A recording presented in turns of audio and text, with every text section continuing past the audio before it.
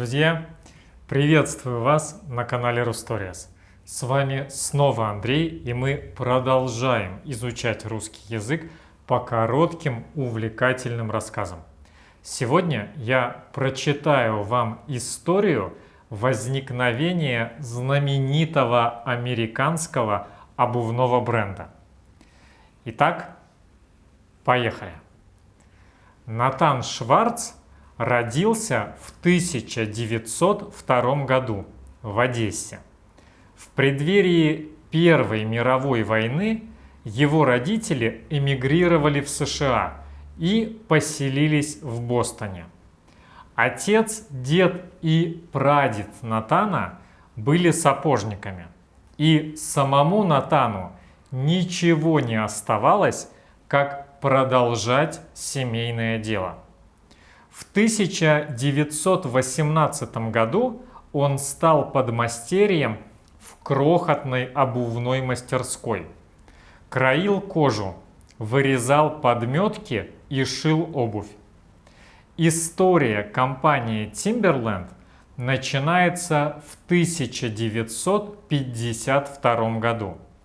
Только к 50 годам Натану Шварцу удалось скопить денег, которых хватило на покупку половины акций ничем не приметной обувной фабрики в городе Абингтон, штата Массачусетс.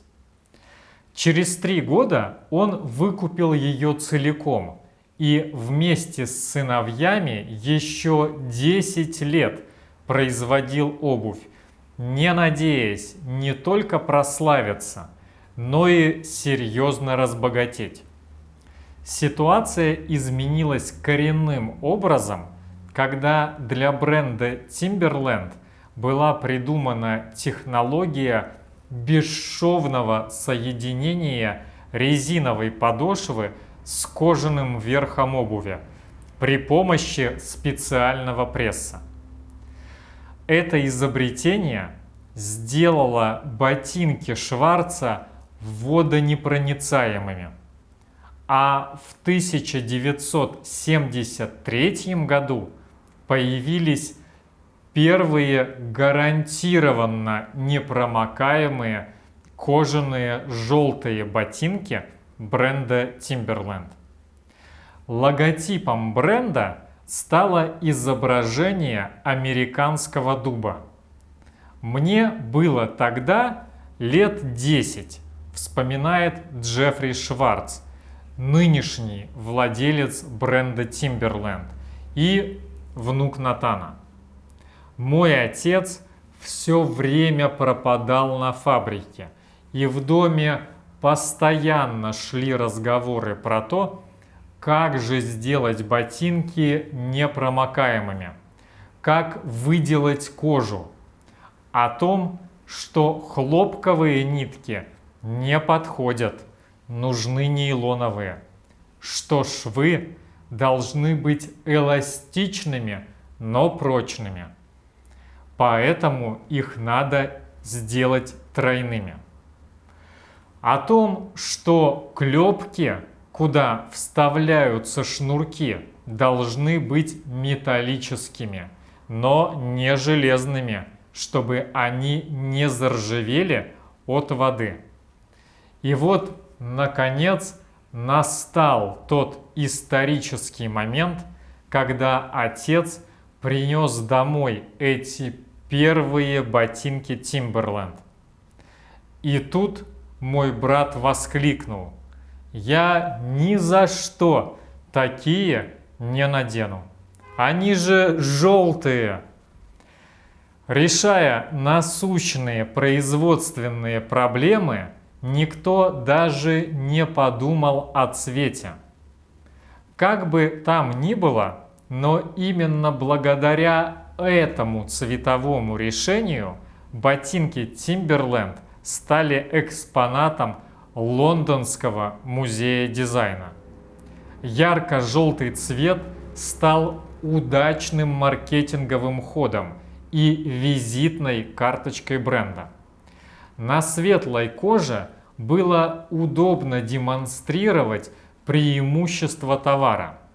Любая грязь на ней заметна, а после мытья эффектно исчезает.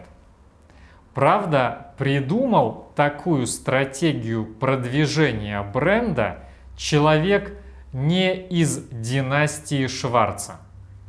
Рассказывают, что однажды на фабрике появился итальянец, который купил сразу 900 пар ботинок. Через год он вернулся, и Шварц опасался, что он приехал с намерением возвратить непроданный товар и вернуть деньги. Но оказалось, что предприимчивый итальянец приехал за новой партией. В Италии он проводил демонстрации, в ходе которых ботинки Timberland подвергались испытаниям в экстремальных условиях. Затем их мыли и сушили на бельевой веревке.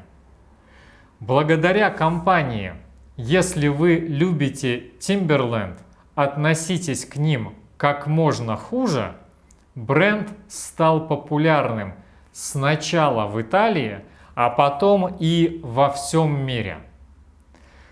В 1978 году компания официально стала называться Timberland Co. Сегодня Timberland – глобальная компания со штаб-квартирой в Бостоне, США. Головной офис европейского представительства находится в Лондоне, азиатского – в Токио. Для меня бизнес – это глубоко личное, потому что Timberland – это наш семейный бизнес. Мой отец умел работать на любом оборудовании на нашей фабрике. Даже когда у него было свободное время, он теребил в руках кусочек кожи, думая, как сделать ее качество лучше.